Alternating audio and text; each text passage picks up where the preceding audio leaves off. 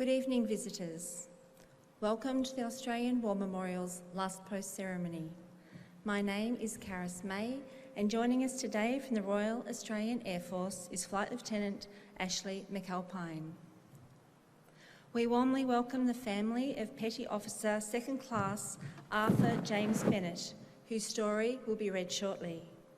We also welcome Ben Robert Smith, recipient of the Australia Cross for Australia, and his wife Emma, the patron of the Friends of the Memorial. We also welcome representatives from the ACT Naval Association who are joining us this evening. We welcome all the veterans who have served, those that are still serving, and the families that support them. We acknowledge the members of RSL and Services Clubs Association, RSL Victoria and RSL Queensland, who are watching the broadcast of this ceremony from around Australia. During this evening's ceremony, wreaths will be laid at the base of the Pool of Reflection by family, visitors and students on behalf of the following schools from Western Australia: Newman Senior High School and Woodthorpe School from Canning Vale. To commence this evening's ceremony, I'd like to invite you all to stand and join in singing the National Anthem.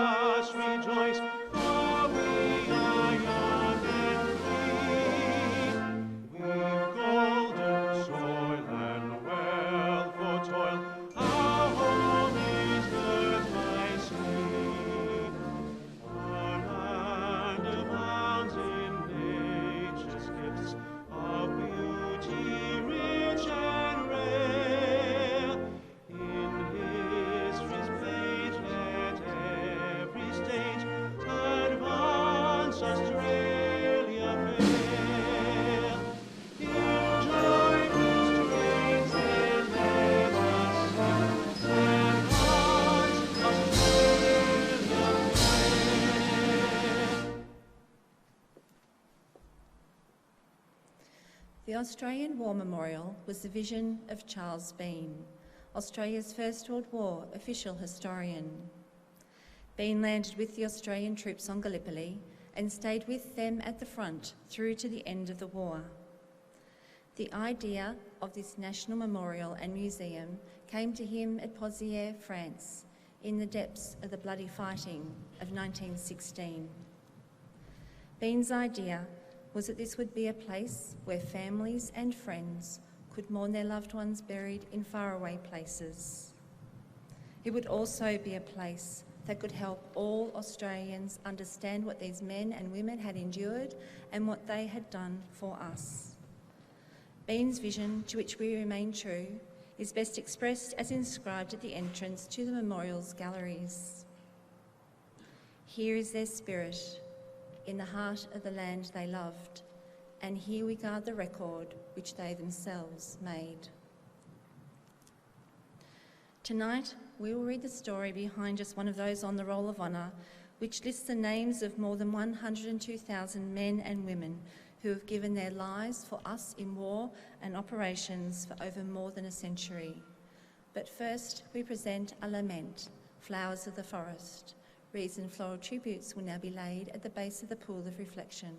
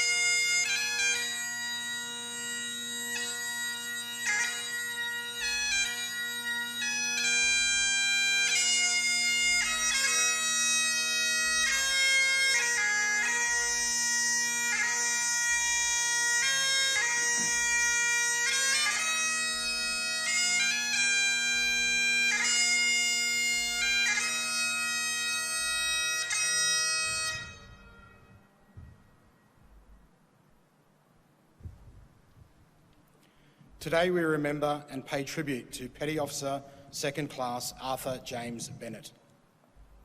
At the end of the 19th century, trade with China was threatened by the secret organisation called the Society of the Righteous and Harmonious Fists, known in English as the Boxers. By 1900, foreign navies had started building a presence along the northern Chinese coast, including the British Royal Navy. The Australian colonies were keen to contribute support to the British cause. With the bulk of forces engaged in South Africa, they looked to their naval contingents to provide a pool of professional, full-time crews as well as reservist volunteers, including many ex-naval men. In early August, the names of those volunteers in the New South Wales Naval Contingent were announced. Included was the name of Petty Officer Second Class Arthur James Bennett. Nothing is known of his background or early life, or indeed how he came to be accepted for service with the contingent, although some reports indicate he had a wife and a number of children by the turn of the 19th century. The Australians arrived in China on the 8th of September 1900 on the liner Salamis. Shortly after their arrival, the members of the Australian contingents were ordered to participate in an attack to capture a fort at Sankow. They travelled by boat for part of the journey, but had to march the last 18 miles under the hot sun, which they did in 7.5 hours. One disappointed marcher recalled, "Just as we hove in sight of the Chinese, they blew up the fort and made their escape, leaving only 3 dead."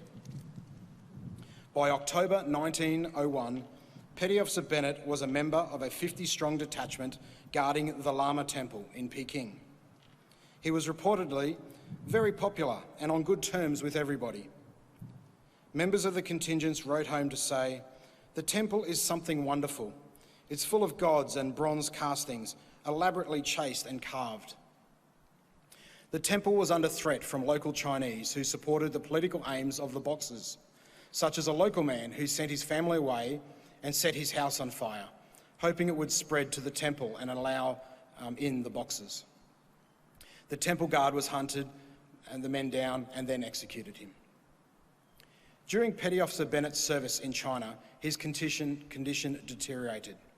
He complained of insomnia and headaches and became progressively more depressed.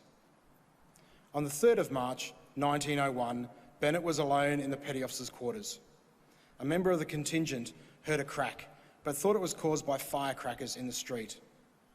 About half an hour later, he was called in by a Chinese labourer and found Bennett's body lying face down in a pool of blood.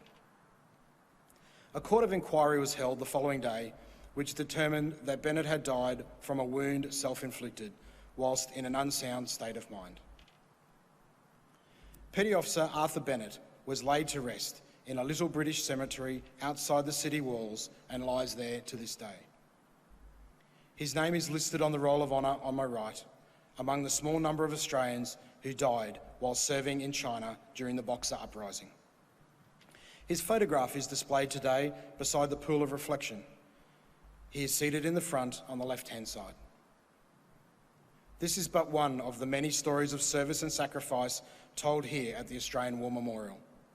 We now remember Petty Officer Second Class Arthur James Bennett, who gave his life for us, for our freedoms, and in the hope of a better world.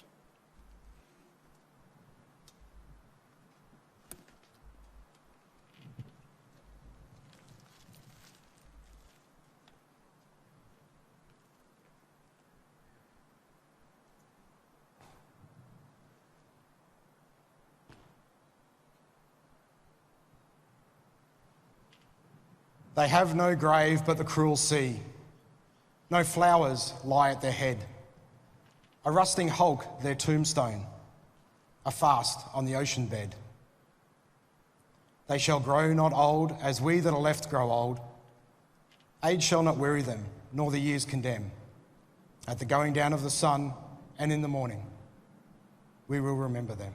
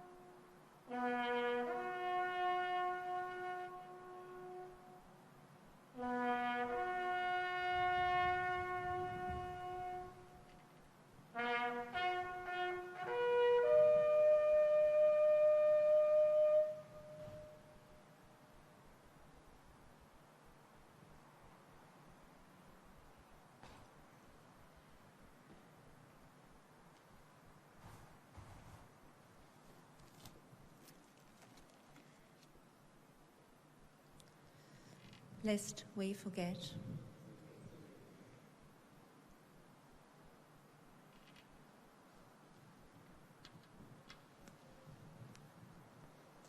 We leave you this evening with the words of the memorial's founder, Charles Bean. Many a man lying out there at Pozières or in the low scrub at Gallipoli, with his poor tired senses barely working through the fever of his brain, has thought in his last moments, well, it's over. But in Australia, they will be proud of this. Ladies and gentlemen, that concludes this evening's last post-ceremony. We would like to thank you for visiting the Australian War Memorial today, and we wish you all a very good evening. Thank you.